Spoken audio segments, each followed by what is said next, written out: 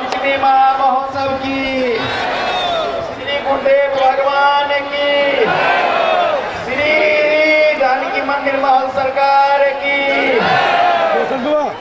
जय। किशोरी जी जय जय सीताराम। अलका साहब की आओ सबके इसे वर्ष भर में एक क्षण रही जब विवाह पंचमी के आते हैं किशोरी जी को कब हम लोग दर्शन करेंगे दुल्हा दुल्हन के रूप में। वो आज हम लोग अभी वही दर्शन के लिए इतने लाखों लोग आप लोग भी आए हैं। सब धैर्यता पूर्वक जहाँ जिसको जगह मिल रहा है वहीं आप लोग बैठ जाइए। आज सबसे बड़ी बात है जो यहाँ की जो आप लोग दर्शन करते हैं यही सबसे बहुत विशेषता है और प्रधानता है। और सब कोई यहाँ पर जो है एक व्यवस्था मिला करके, क्योंकि आप ही लोग के लिए इस दृश्य को, इस सांस्कृतिक महोत्सव को सजाया जाता है। दुल्हा दुल्हन के रूप में आज किशोरी जी को दर्शन कर रहे हैं। भगवान रामचंद्र जी वो आज यहाँ पर मोर सज रहा है। आप लोग सब कोई शांति बनाए, सब कोई बैठ जाइए। जो वहाँ गान में है साधु जी आप सबको साथ ले करके अब एक एक जो विधि का होता है वो विधि की तरफ जाएंगे। बीच में झांकी बोलेंगे, आप झांकी भी उठाइएगा। और प्रज्ञा जी आप भी पैकिंग गाइएगा तब आपको पता चल जाएगा। लखनऊ की स्वाद नहीं है यहाँ मिथिला है बाबा। और अभी अवध नगरिया से एले बड़ी अतिया है सुहावन लग।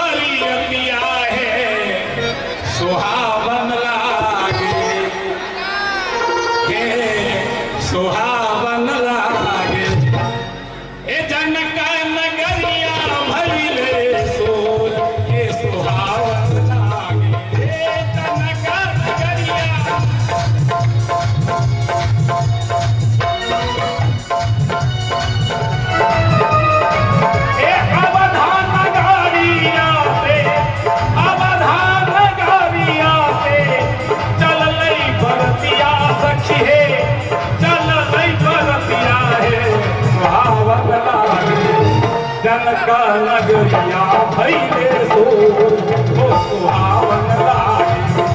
जनका नगरिया भैले सोर हो सुहावन लागे।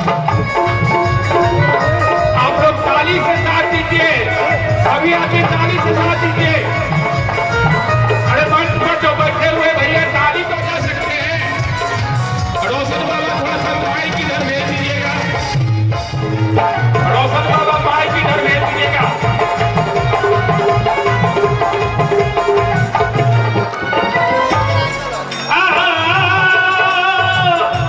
सब देवता ना मेरी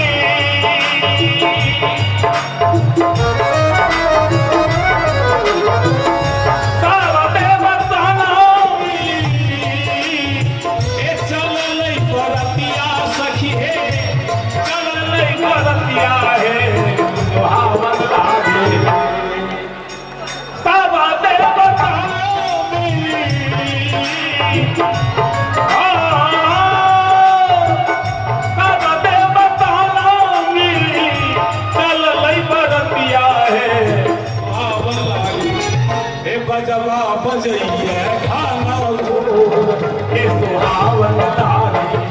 बजना बजइए खाना हो के सुहावन लागे।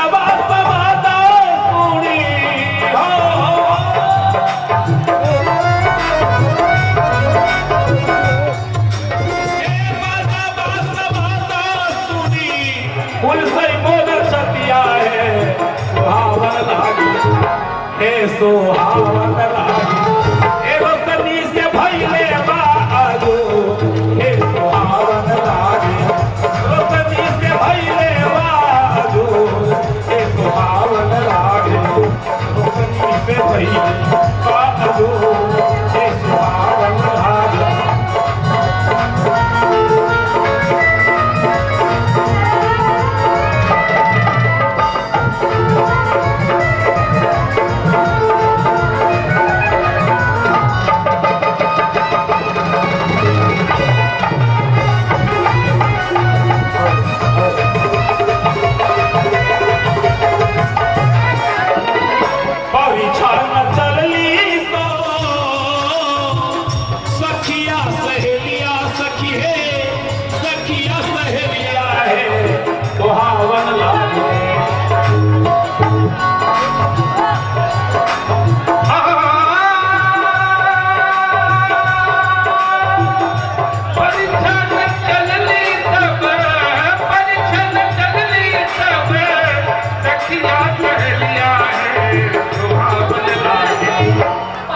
सुहावन लागे ए सुहावन लागे ए पहिरले लाहा पातो ए सुहावन लागे ए पहिरले लाहा पातो ए सुहावन लागे आवाज नगरिया सुहावन लागे ए जनक नगरिया भइले सो ए सुहावन लागे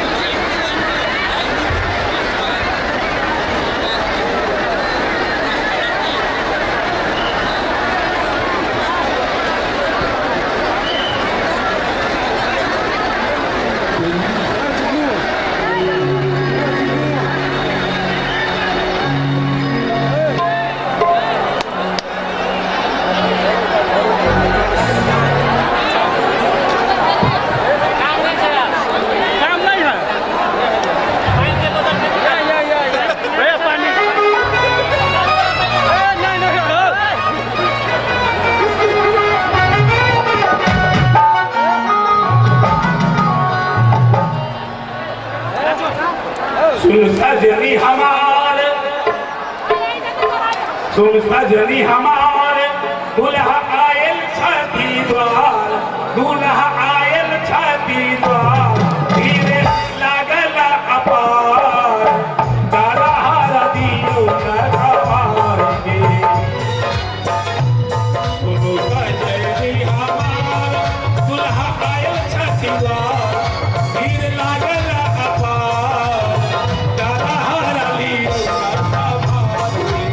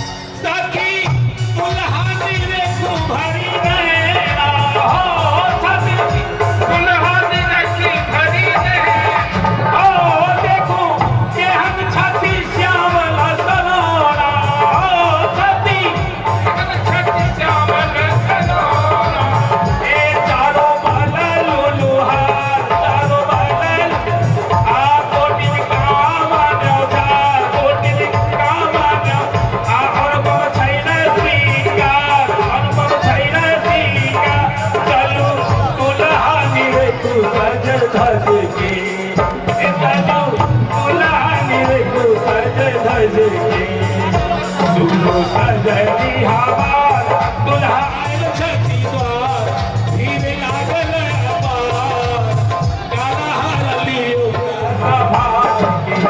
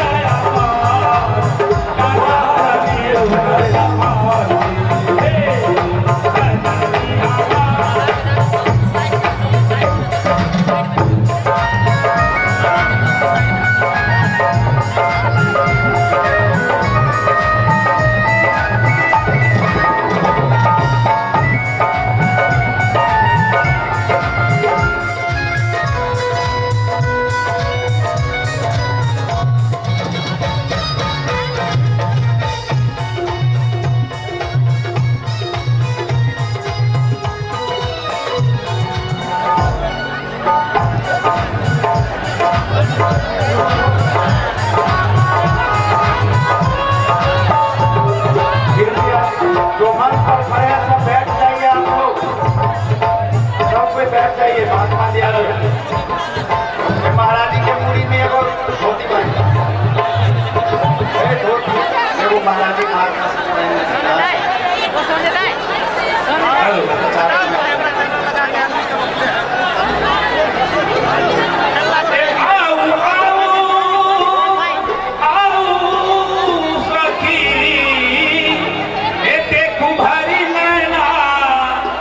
दुल्हा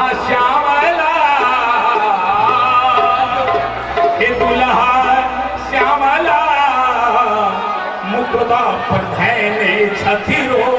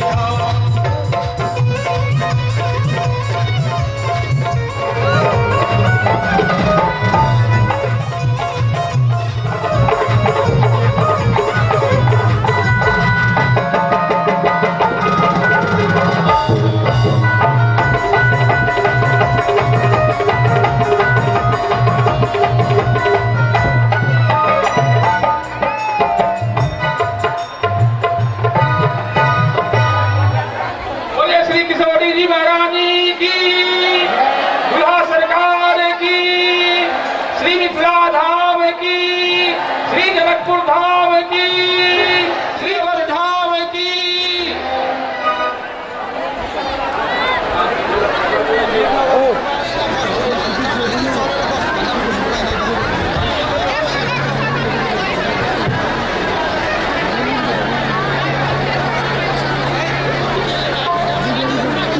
धूर्छक के विध भ रहल छै, धूर्छक के पद धूर्छक की कलसाली के चलली सुवासिन, चलली सुवासिन है रस पीती माती, है रस पीती माती। साजी ले ली सोना हो सिंगार, हे रस पीती माती। साजी ले ली सोना हो सिंगार, हे रस पीती माती। साजी ले ली सोना हो सिंगार, हे रस पीती माती। साजी ले ली सोना हो सिंगार, हे रस पीती माती। साजी ले ली सोना हो सिंगार,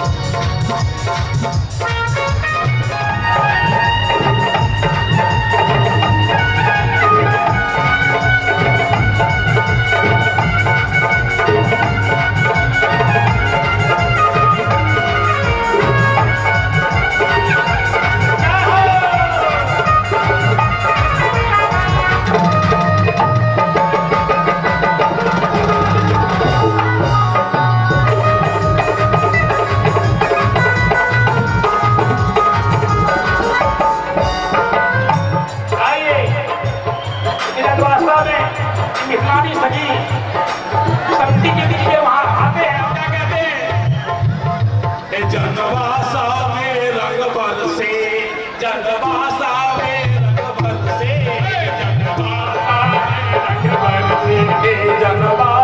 में रंग बरसे, ए चल दुल्हा के मन तरसे, ए चल दुल्हा के मन हरसे, ए जनवासा में हाँ सब ताली से स्वागत दिया हुआ ताली।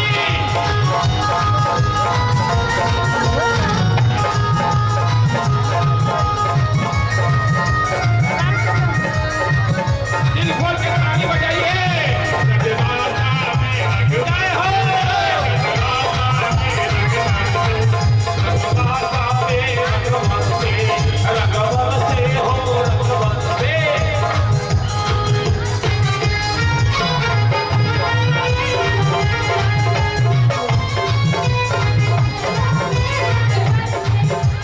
रंग बरसे जनु अमृत बरसे,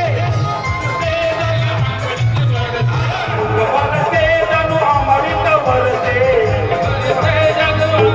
बरसे, सुमन धरत हम बरसे, सुमन धरत हम बरसे, सुमन धरत हम बरसे, सुमन धरत हम बरसे, जनवासा में रंग बरसे, जनवासा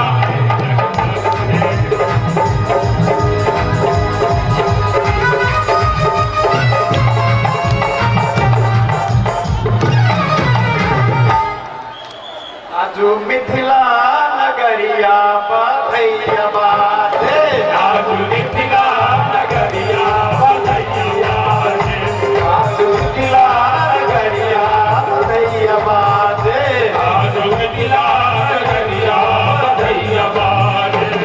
ओ दुल्हा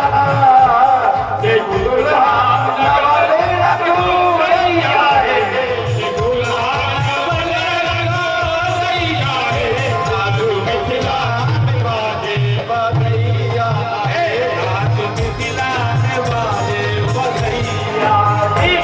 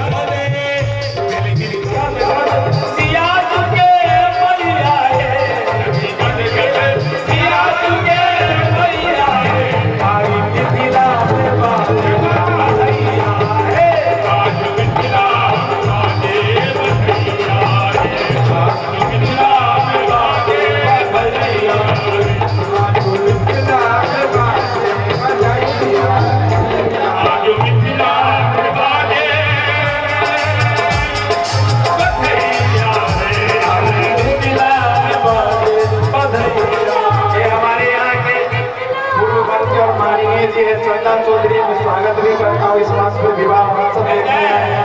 आज किशोरी जी का आप दीदी होकर के आप होना चाहिए बताइए। आई मिथिला पूरी में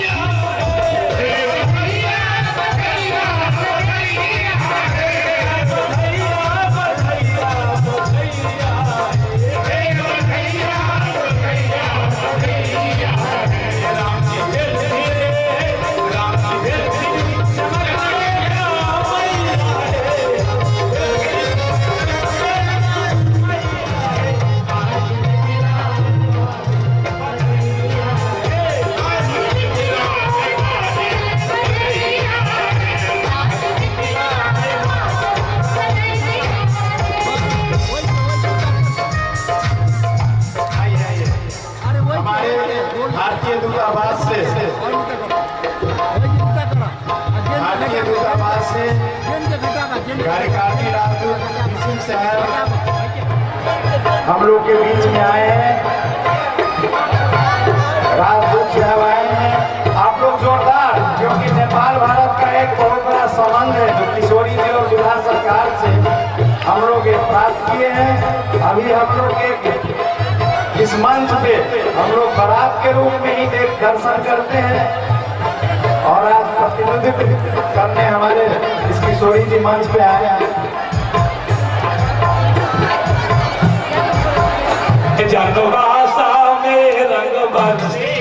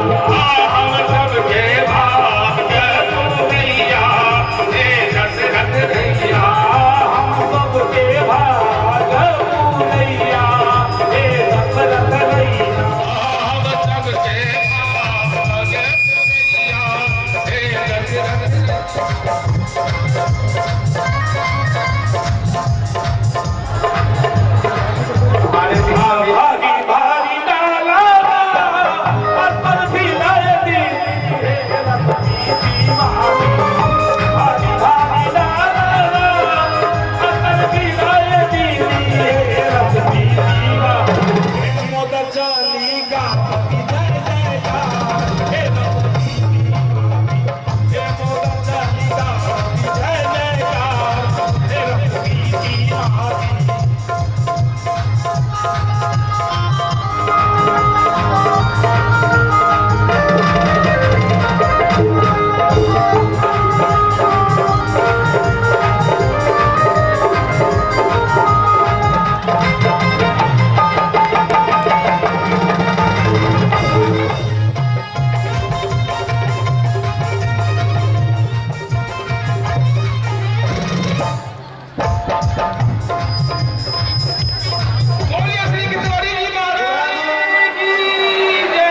दुल्हा दुल्हन सरकार की।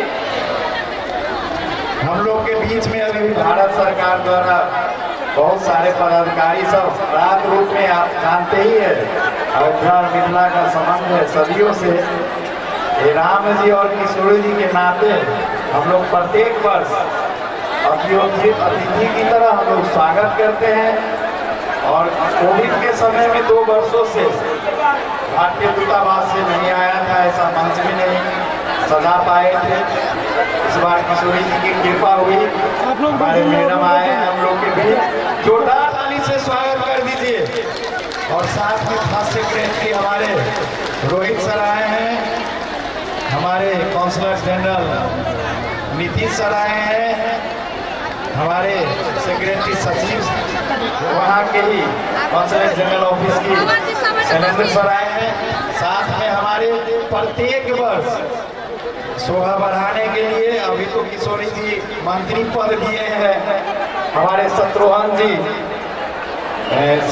महतो जी दोनों किशोरी जी के विवाह में प्रत्येक वर्ष शारिक होते हैं। साथ में हमारे बूढ़ी संस्थान के अध्यक्ष जो एक दिन पहले से घरैया बन के स्वागत बाराती को करने के लिए आए हैं। सर आप सबसे प्रमुख आप उठ के खड़े होकर दर्शन दीजिए सबको। और हमारे प्रशासक प्रमुख किरण सर हैं, किरण साक्य सर, ये दोनों बूढ़ी प्रमुख हैं। और सबको जोरदार स्वागत कर दीजिए। आप लोग के बीच में थे सभी पहुंचे हैं, सभी का स्वागत है। आज आशीर्वाद की मंच है। और हम लोग के बीच में काठमांडू से यहाँ के उद्योगपति कहेंगे, हमारे नेपाल के एक बड़े बच्चों से रखते हैं, नाम है चौधरी ग्रुप, आप सब जानते हैं विनोद चौधरी ग्रुप, उनकी धर्मपत्नी और नेपाल भारत महिला मैत्री समाज के भी हैं, चौधरी ग्रुप का डायरेक्टर भी है। और बहुत कम पड़ जाएगी, बहुत कुछ है, तो हम उनको इस मंच पे आमंत्रण किए थे। और जैसे ही आमंत्रण किए हैं कहा नहीं आप बुलाएं, हम जरूर आएंगे किशोरी जी मंच पे, हमारा भी सानिध्य होगा। और साथ में नेपाल भारत महिला मैत्री समाज से बीना श्रेष्ठ जी भी आए हैं। और दोनों आदमी आज किशोरी जी के मंच पे सुबह से आज एकदम आतुर थे, तो हम लोग भी विवाह का दर्शन करेंगे। आप सभी मिलके इतने बड़े इनका स्वास्थ्य धाम है, एक बहुत बड़ा पर्यटकीय स्थल, बहुत शिव जी के बड़े मंदिर बनाए हैं। तो जोरदार सब आप लोग ताली से स्वागत कर दीजिए। और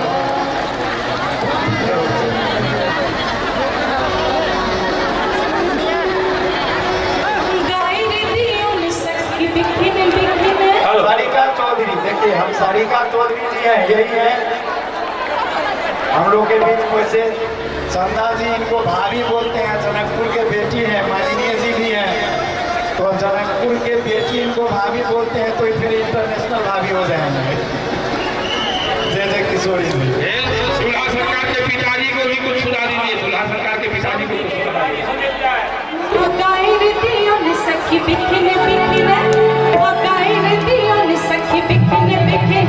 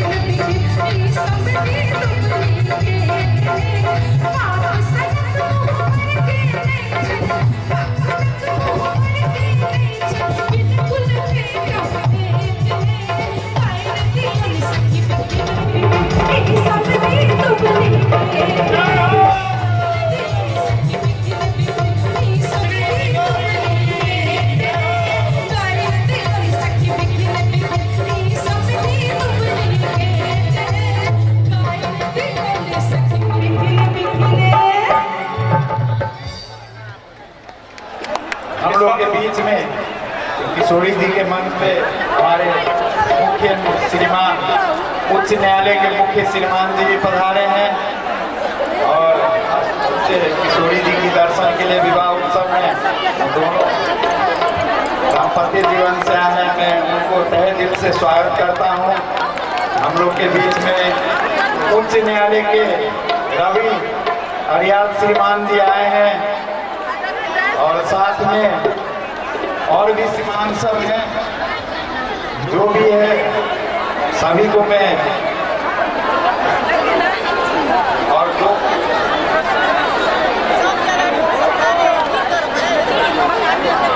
हमारे बीच में तो उच्च न्यायालय के दो श्रीमान है, राज्य लक्ष्मी जी और शकुंतला जी। आप जोरदार ताली से स्वागत कर दीजिए न्याय विभाग के न्यायाधीश सब उच्च न्यायालय के। हम लोग के बीच में नाम तो अब ये तो आज किशोरी जी का ही मंच है, उन्हीं का अधिकार है, पर आगे पीछे हो जाता है, इसके लिए आप लोगों नहीं कीजिएगा। ये मर्यादा नहीं, सबसे बड़ी आशीर्वादी मंच है। तो आज की मंच आशीर्वाद रूप में आप लोग आए हैं, इसमें सम्मान, और यहाँ सम्मान नहीं, यहाँ सबसे बड़ी आशीर्वाद देखा जाता है। तो रहा फिर भी एक पदासीन व्यक्ति सब आने पर थोड़ा सा बीच में प्रदेश सरकार के उप सभामुख हम लोग के बीच में हैं, उनको भी मैं स्वागत करता हूँ। डॉक्टर काफले जी, डायरेक्टर सुमेरी अस्पताल का, वो भी आए हैं। दोनों दाम्पत्य जीवन डॉक्टर साहब फोन दिखाओ, बाद में तो वहीं सब लोग। डॉक्टर वीरेंद्र जी आए हैं, स्वागत है आप लोगों को। साथ में संगीता जी यहीं की बेटी हैं, ये भी प्रत्येक वर्ष आ जाती है, अध्यापिका भी है। स्वागत है आप लोगों का, जितने भी यहाँ उपस्थित हमारे गुरु भाई सब है, सभी का आप लोग का तो अधिकार है, सबका एक हमारे यहाँ प्रत्येक वर्ष किशोरी जी के मंच का एक शोभा, और जनकपुर वासी के सहृदय में सदियों से जगह बना करके अपनी मुखारबिंद से प्रत्येक विवाह पंचमी महोत्सव पर कथा सुनाते हैं। और यहाँ इनकी कथा को रसप्रेमी भी बहुत है, हमारे अनभी के मित्र भी है, अभिनय हो पूज्य वृंदावन से आए हैं पूज्य हरिशरण जी महाराज, मैं उनको भी हृदय से स्वागत करता हूँ। देर सही लेकिन आपका स्वागत सम्मान होना चाहिए। हम लोग के बीच में महंत श्रीनिवास के चतरा धाम से श्रीनिवास जी आए हैं, बिसौल से पूज्य महंत जी महाराज आए हैं, और वृंदावन से हमारे पूज्य भैया जी आए हैं। जय जय किशोरी जी, आप नाराज होइए, जय हो। सब संतों को चरणों में मेरा प्रणाम वंदन। आप लोगों को भी बहुत स्वागत है, आप लोग अयोध्या से आए हैं।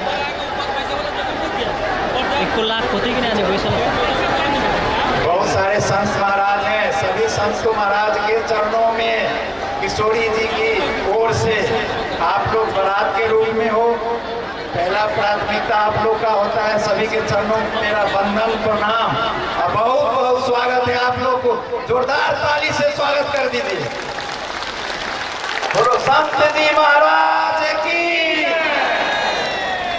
दुल्हा दुल्हन सरकार की जय। बाबा रोशन बाबा, थोड़ा सा सब दर्शनार्थी को समधी जी सरकार का दर्शन करा दीजिए ना। समधी जी सरकार जो अयोध्या से आए हैं उनका दर्शन थोड़ा करा दीजिए। यहाँ तो बहुत सारे कहते हैं हम ही हैं समधी। आप दशरथ जी क्या वो है? दशरथ जी आपको पता ही है, भगवान जो है दो भाई गोर और दो काला है, तो सबका शंका तो वहीं से है। अब यहाँ पर आकर के बोलते हैं बहुत सारे बाबा जी सब जो हम ही है दशरथ जी। आप ये बताओ, सबको उठा दीजिए कि हम दुल्हा सरकार फैसला कर देंगे कि उनके पिताजी कौन है। दुल्हा सरकार फैसला कर देंगे कि उनके पिताजी नहीं, ये सब हमको अपील किए हैं, तो हम लोग को अगर आपको फिर छा करके दशरथ जी बनाना है तो हम लोग को वेटनरी का डॉक्टर से इलाज करवा दीजिए, और वहाँ DNA टेस्ट होगी, उसके बाद ही समझी को राम कलेवा में दशरथ जी रूप में स्थापित किया जाएगा। अभी शंका का घेरा में हम भी पड़ गए हैं, बहुत सारे दाढ़ी वाले बाबा। समधी ऐला बानी ठनके, समधी ऐला बानी ठनके, होगी पूरता महल के, समधी ऐला बानी ठनके, होगी पूरता महल।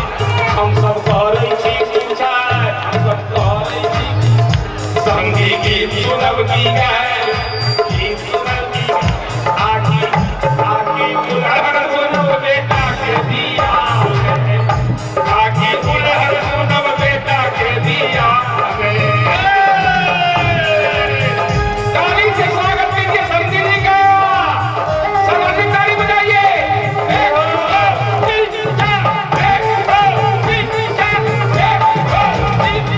ताली बजाइए।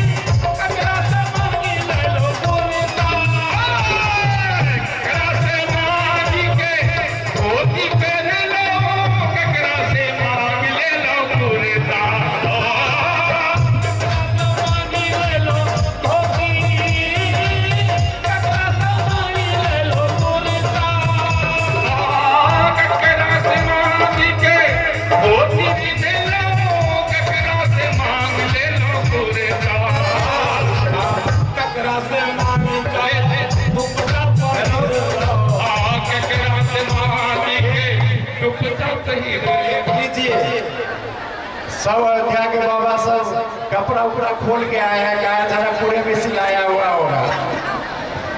देखिए सब चौबंदी बना लिए हैं, धोती को कह रहे हैं जो हम आए हैं बहुत दूर से, बड़ा मेहनत से, क्या बाबा, और कह रहा है सारे हम सब कुछ हम अयोध्या से इसलिए ऐसे ही आए हैं जो यही बना करके लेंगे। बात है कि दुल्हा सरकार के जीजा जी है ना, श्रृंगी ऋषि यही है ना, तो नहीं पहचाने आप? श्रृंगी ऋषि आप पहचाने नहीं बाबा? शांति चाहते हैं, शांति चाहते हैं जी जी, हम लोग नहीं चाहते हैं। तो यहाँ सब शांति चाहते हैं, आप शांति चाहते हैं, शांति हम सब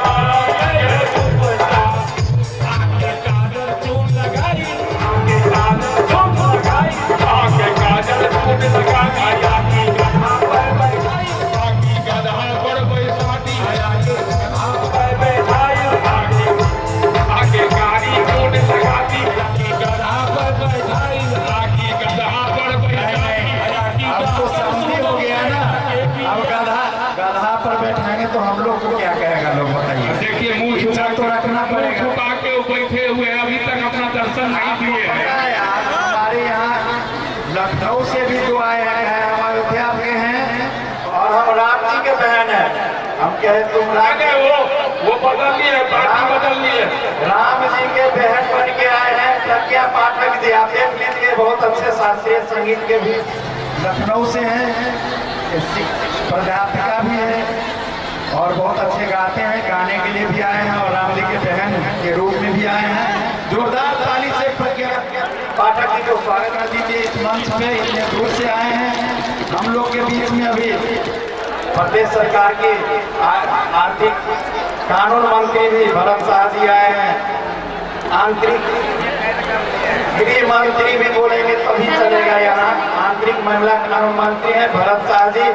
सबको ताली से स्वागत कर दियो। मंत्रियों जी संगे हृदय में किशोरी जी के प्रति समर्पित भाव रहे थे, अबै छथिन। आई मंच तो वही ना छे, आई सब गोटा आशीर्वाद देवल छथिन। माननीय हमर देखिए दिनेश अन्ना जी छथिन, पूर्व मंत्री, कहलखिन हमरा सब साल बियाह देखा के मौके नहीं लगे, तब भी करे चलो आगे मंच पर पहुंचे और साथ में सब उनके संग आयल थे। उनको तहे दिन से हृदय से स्वागत करे छी, किशोरी जी के आशीर्वाद दी छी। और अब आगा के पीठ उठाओ, पीठ आगे बोलिए दुल्हा सरकार की, नीचे से आप लोग जयकारा लगाइए जोर से, बोलिए दुल्हा सरकार की। आज मिथिला नगरिया में हाल सखिया, मिथिला नगरिया में हाल सखिया,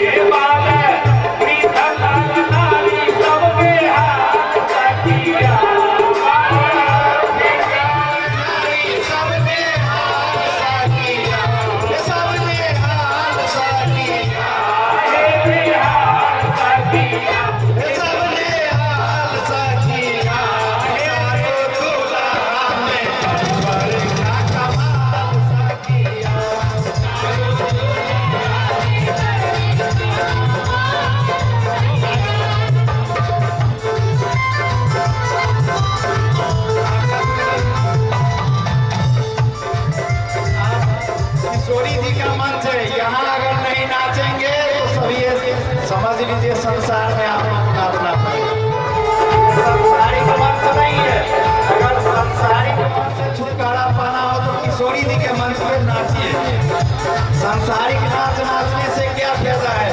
वो लोग नहीं देखेंगे यहाँ पर आपको, वो बैकुंठ में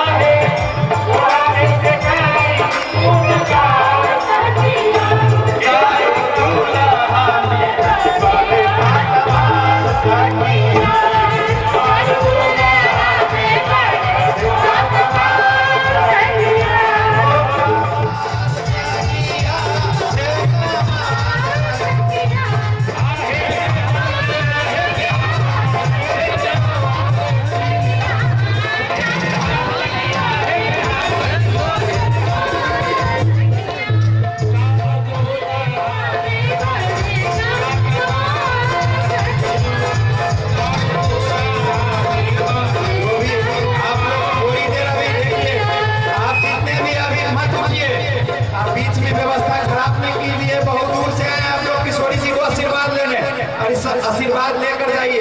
ऐसे मत भागिए, अभी कुछ देर है, आप लोग आराम से बैठ जाइए। व्यवस्था खराब करेंगे, आप लोग इतना दूर से आए हैं, वो भी जानकी जी की सेवा में।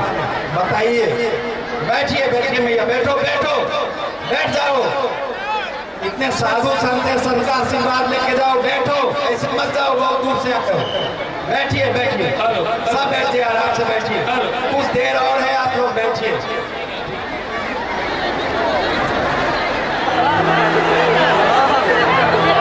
प्रेम से कहो जगत जननी मां जगदंबिका जानकी जी की। परिचय महोत्सव आओ अयोध्या से संपूर्ण नवीन संपूर्ण पड़ा करे छी अहाँ सबके समक्ष जे टूटल भाषा में गीत सुनाबी।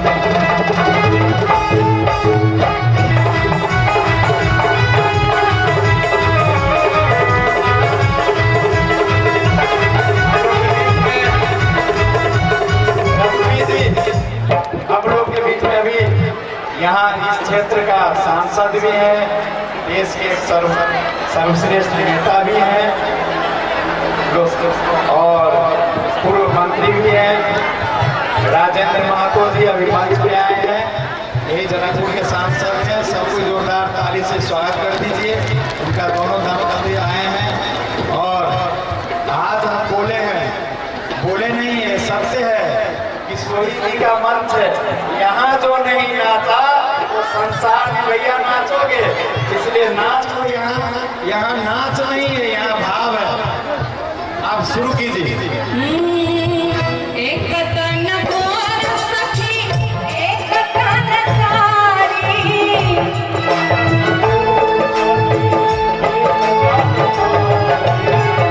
एक तन गोर सखी एक तन कारी, देखी पुलकित भेला नर और नारी, देखी पुलकित भेला नर और नारी। एना जे इनका से स्वागत करबै, इनका से लगे कि जनकपुर में आज दिन हाथ उठाकर थपड़ी बजा कर सब बोला अवधा सये लई भानुर धारी, जनकपुरा सोर भले भारी, अवधा सये लई भानुर धारी, जनकपुरा सोर भले भारी।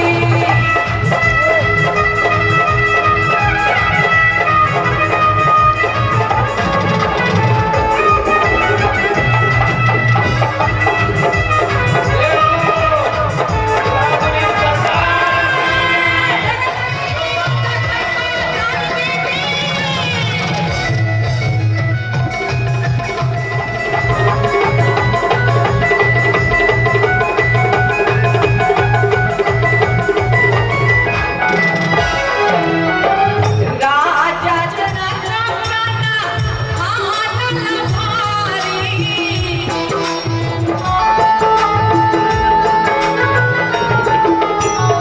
राजा जनक आनन भारी, शिव धनुष तोड़ देला राम रघुराई, शिव धनुष तोड़ देला राम रघुराई, अवध सये भानुर धारी, जनकपुरा सोर भले भारी, अवध सये भानुर धारी, जनकपुरा सोर भले भारी।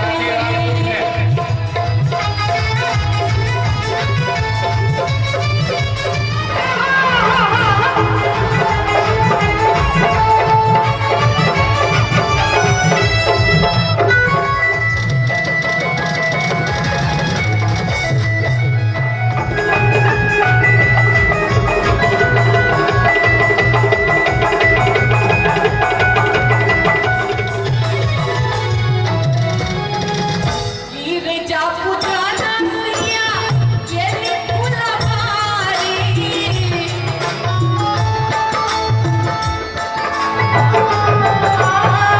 गिरिजा पूजना सिया केली फुलवारी, ओतहि में भेटा गेलन राम दुनू भाई, ओतहि में भेटा गेलन राम दुनू भाई।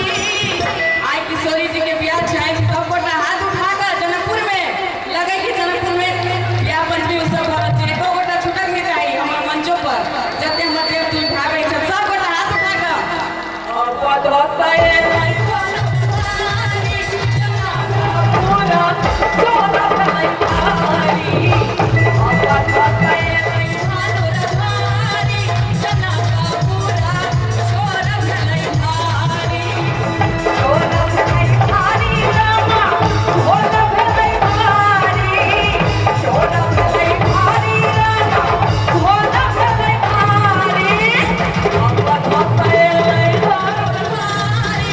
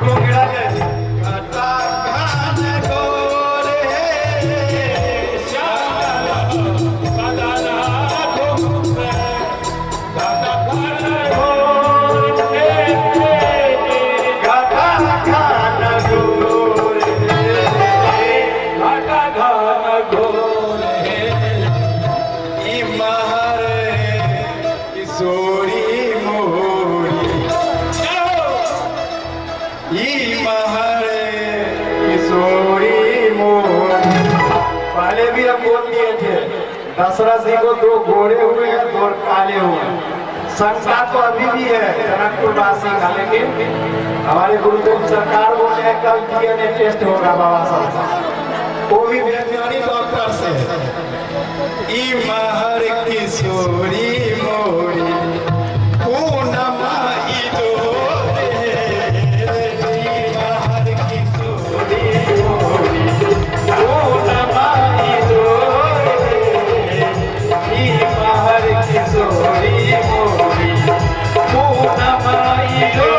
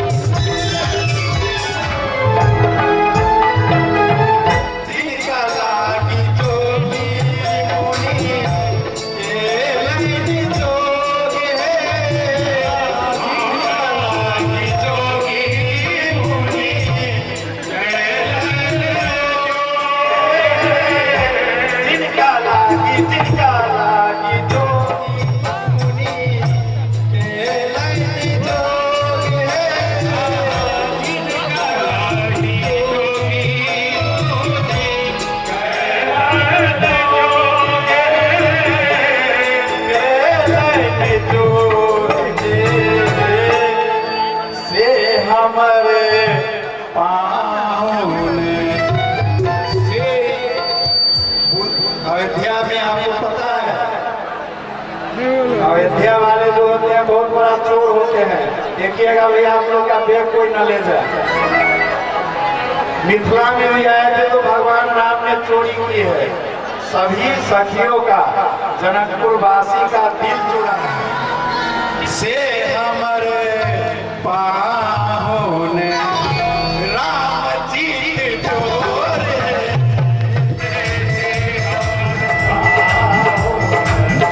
राम जी डोरे, बिना लगावल जोड़ी।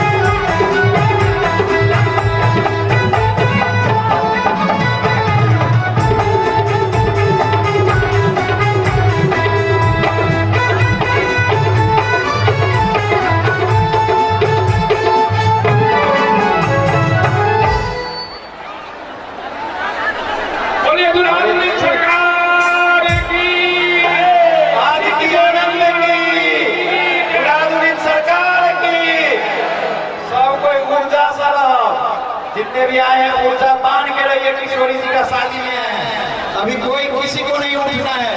समझिए हम लोग पूर्ण आशीर्वाद लेकर जाएंगे और हम लोग के बीच में पूर्व मंत्री माननीय अरे दे रहे हैं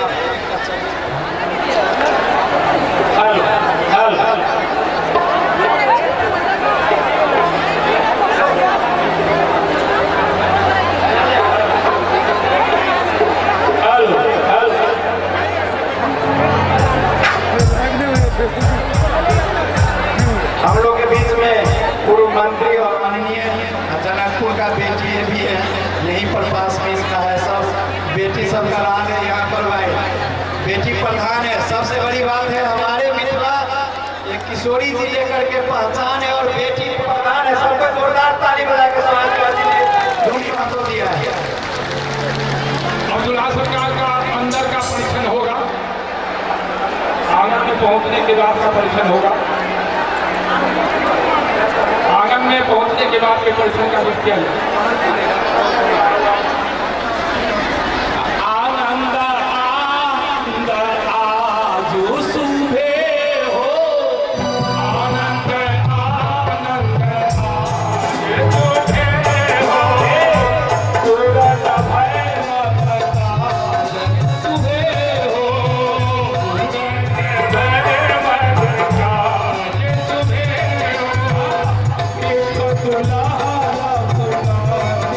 सुबह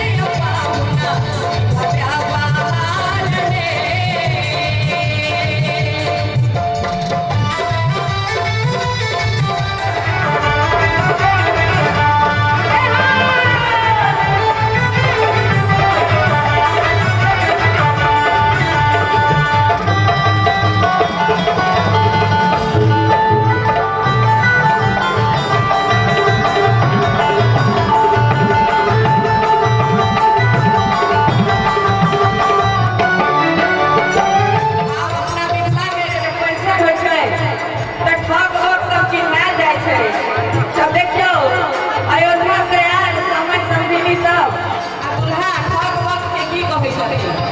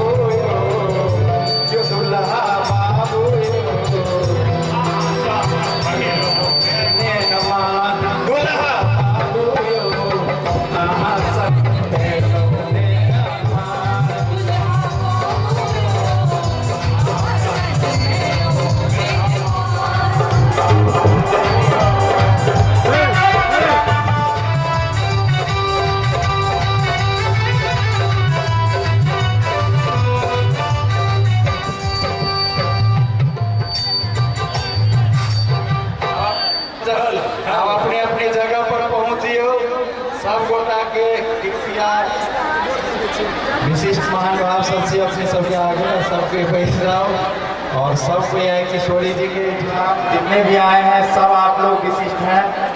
सब यहाँ सूर्य में बोल दिए हैं सम्मान और यहाँ पर अपमान, दोनों कुछ नहीं है, केवल भाव है और आनंद है। इसलिए जहाँ जिसको जगह है वही व्यवस्था मिला दीजिए। और आपको जनकपुर मिथिला में हमारे दुल्हा सरकार जब आए यहाँ पे उनको कोठांगर के विधियों से उनकी ताकत को जांच किया गया है, इसमें से चावल निकलेगा कि नहीं। और यहाँ पर चावल निकला है कि नहीं निकला है, पर सब बोल रहे थे मन ही मन, जय किशोरी जी, जय किशोरी जी, किसी विधि हमारा इज्जत रह रहा है। तो हमारे सिया दीदी ने इन लोगों को इज्जत रखा है और चावल निकला है। इसलिए सब कोई प्रेम से बोलिए सिया बोल, सिया बोल, सिया बोल, सिया बोल, सिया बोल।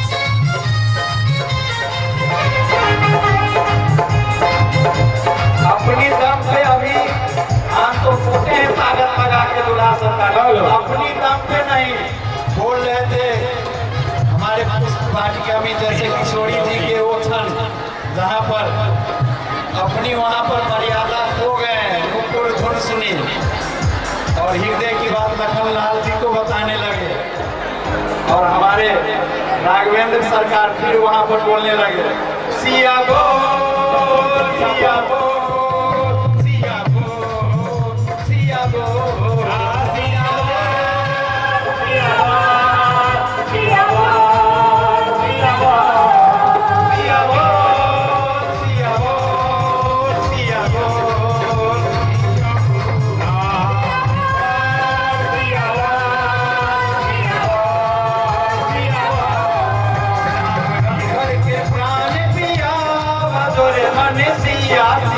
राम रघुवर के प्राण पिया भजोरे मन सिया सिया, राम रघुवर के प्राण पिया भजोरे मन सिया सिया, राम रघुवर के प्राण पिया भजोरे मन सिया सिया, राम रघुवर को प्राण पिया भजोरे मन सिया सिया, राम रघुवर के प्राण पिया भजोरे मन सिया सिया।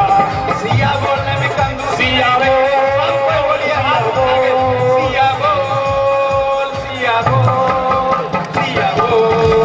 सिया बोल, सिया बोल,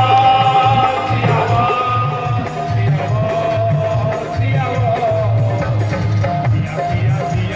सिया सिया बोल, राम राम के सिया सिया सिया सिया सिया बोल, सिया सिया सिया सिया सिया बोल, सिया बोल, सिया बोल,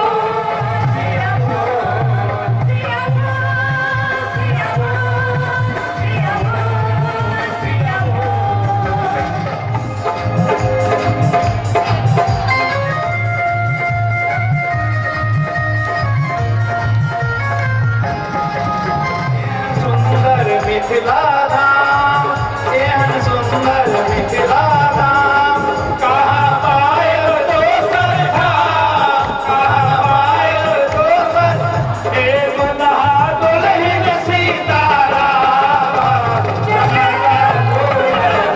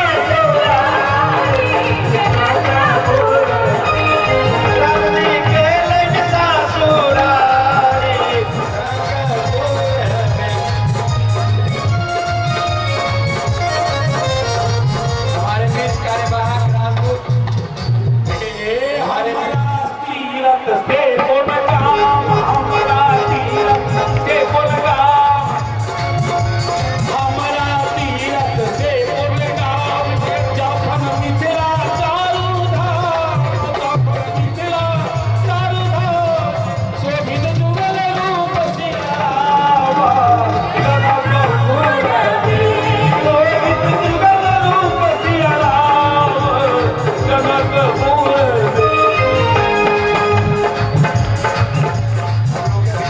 कार्यवाहक राजदूत नामगिया चंपा जी आए थे। बहुत हम लोगों के बीच में खुशी परोस के जा रहे हैं। फिर कल आप लोग प्रसादी लेने आएंगे।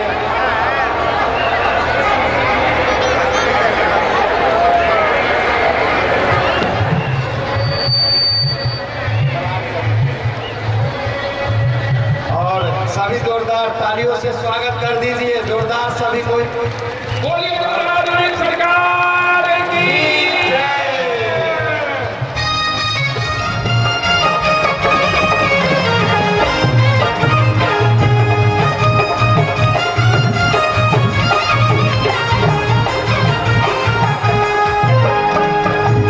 गंगा सागर आसनान आदर्शन करव भगवान दर्शन करव भगवान दर्शन करव हे पूनम हे गंगा सागर आसनान दर्शन करवई भगवान दर्शन करवई भगवान हे सुनवई मिथिला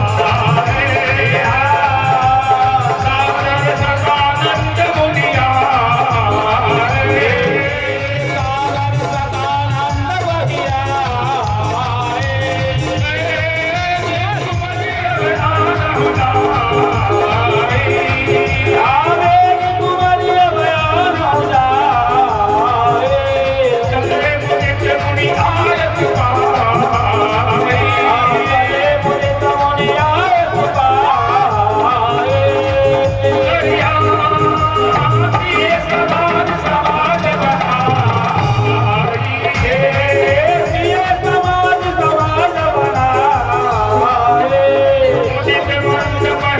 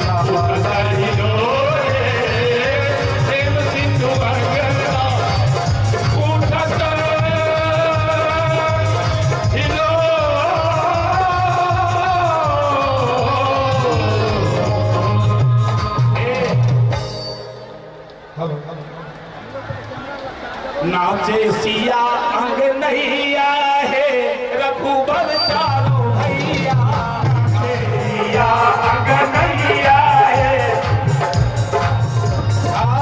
नाचे सिया अंग नैया है रघुबर चारों भैया नाचे सिया चारों भैया है रघुबर अंग नैया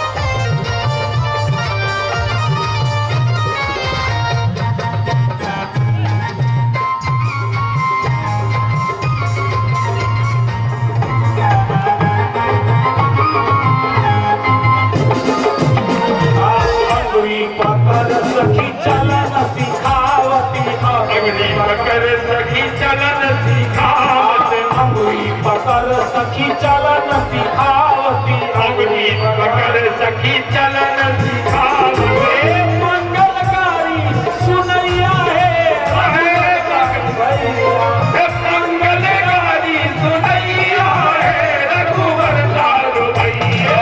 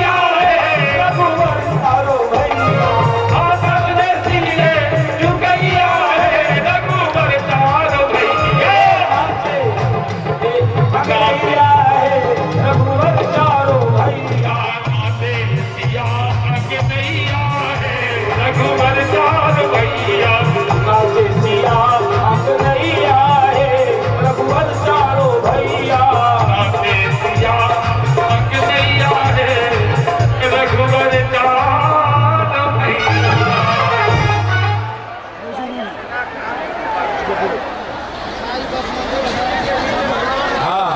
नाचू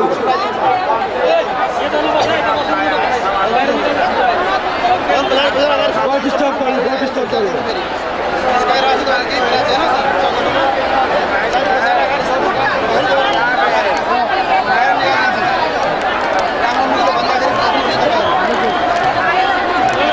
अच्छा थाने सिया के पाला, हे छुअली नौनिया है, जय जय कहुसिया के। छोड़ी जी के नाचू बारात है हो, जय कहते सिया के पाला, हे छुअली नौनिया है, जय जय कहुसिया के। हे लक्ष्मी बिराजे हरे बाबा, जय जय जय कहुसिया के। हे लक्ष्मी बिराजे। बोलिए किशोरी जी महारानी की।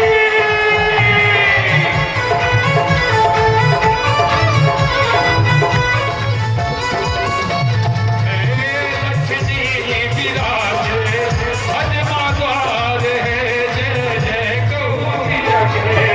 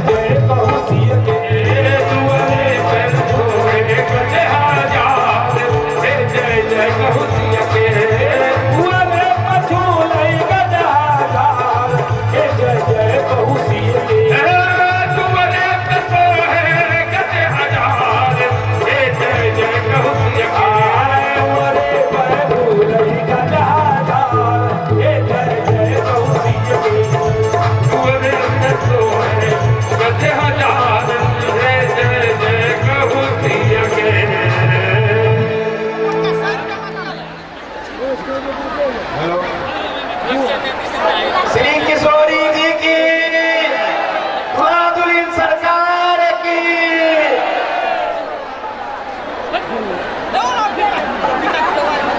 आगा बढ़ाओ।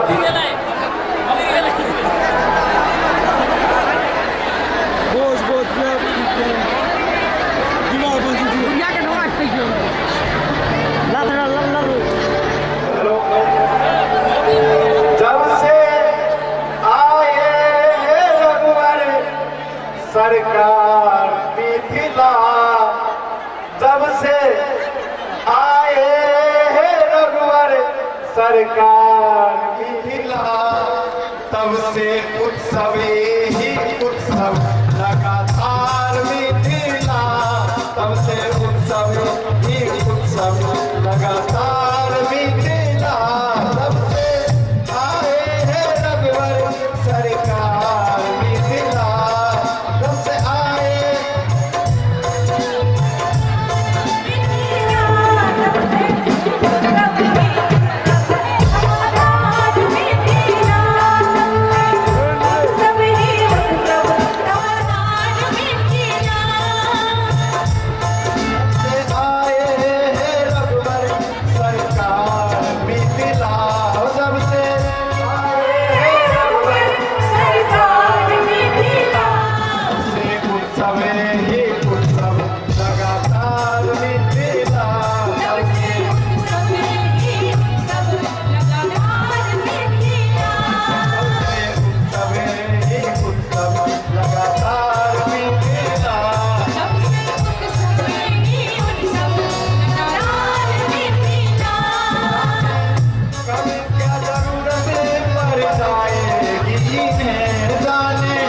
कब क्या जरूरत पड़ जाए खुला रहता है दिन रात, खुला रहता है दिन रात, बाजार मिथिला, खुला रहता है दिन रात, बाजार मिथिला।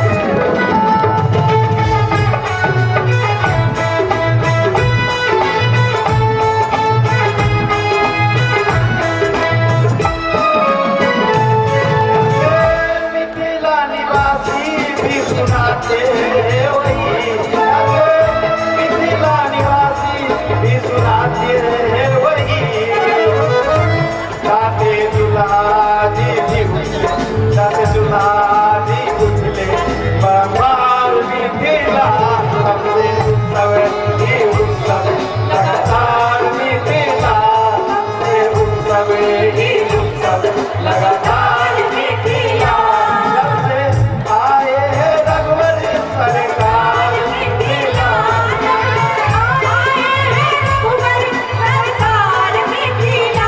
सबसे उत्सव भी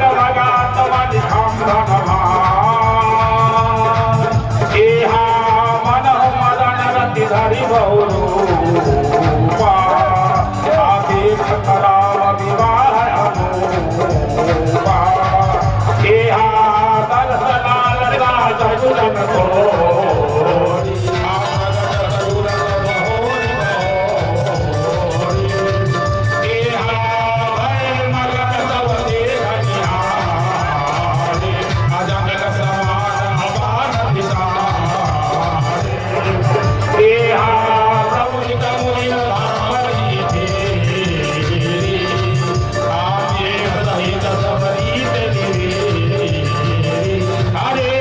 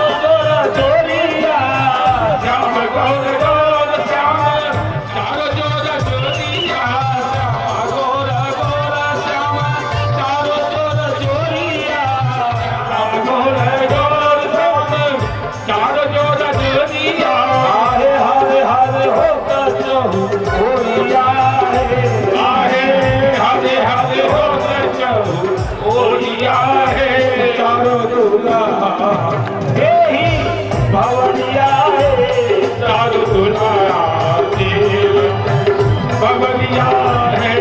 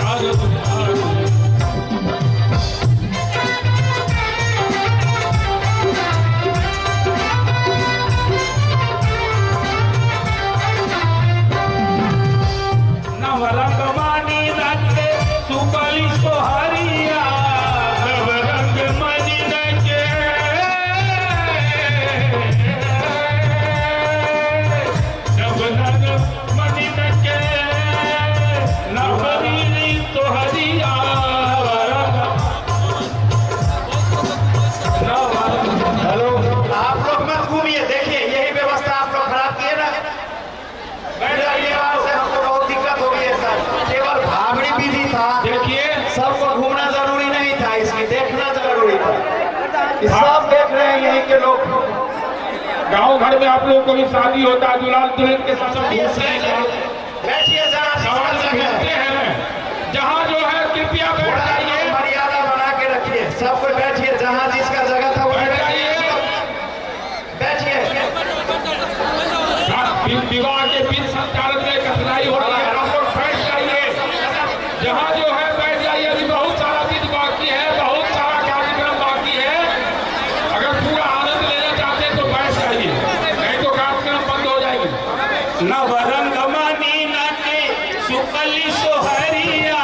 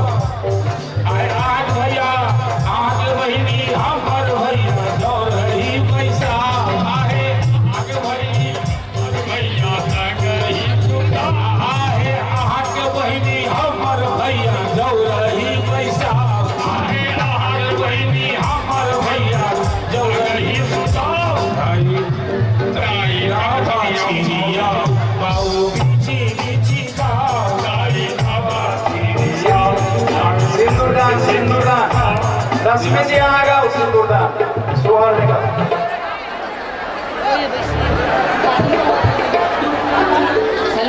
रश्मि जी के दियो चली रे चली आई सिया बेटी घूमन के चली चली रे चली आज सिया बेटी घूमन के चली वो चली रे चली आई सिया बेटी घूमन के चली जितने भी खड़े हैं वो बैठ जाएंगे या तो जिसको जाना है निकल जाइए सिंदूर का भरोसा ऐसा बता राम सीता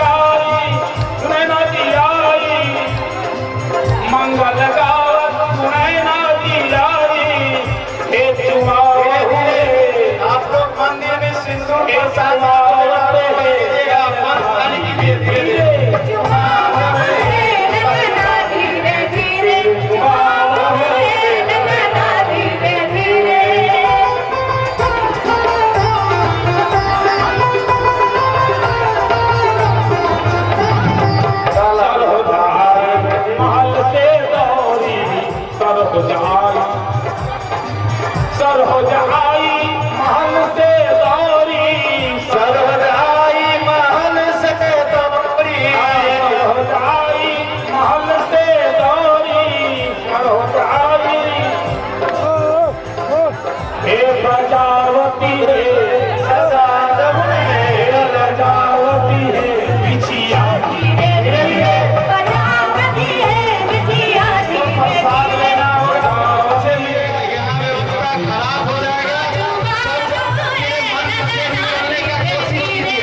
मन से धीरे धीरे निकालिए धीरे धीरे यहाँ पर जो भी हमारे मंदिर के गौरी जी के सेवक जो भी है सब मन से निकालने का कोशिश कीजिए धीरे धीरे इधर रख रही है सहित से किसे की कपोत में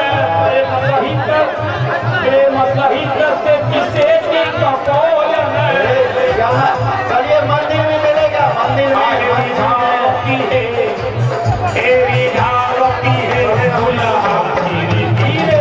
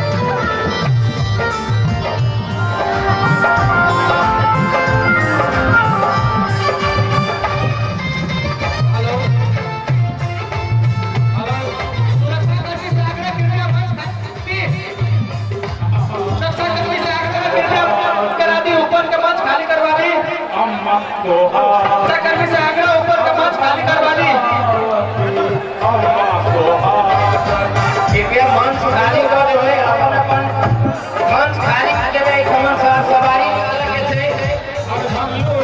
मंच खाली कर देबै कृपया मंच खाली कर देबै अपन अपने देखेबै सभ्यता कृपया ई मंच खाली कर देबै भीड़ भाड़ नहीं करियो प्लीज बाहर नहीं करू सवारी निकालऽ के छै भीड़ भाड़ नहीं करू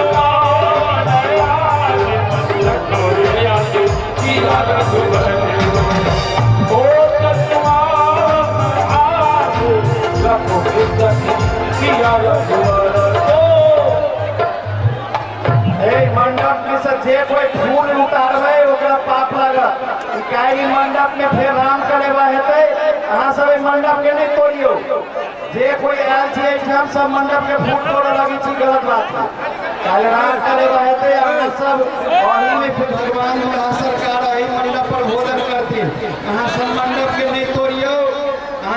दर्शन के लिए सौ रुपये बेरे वाली उतरू, धीरे धीरे चलो। बाबा की जय हो, कभी भूषण बाबा की जय हो।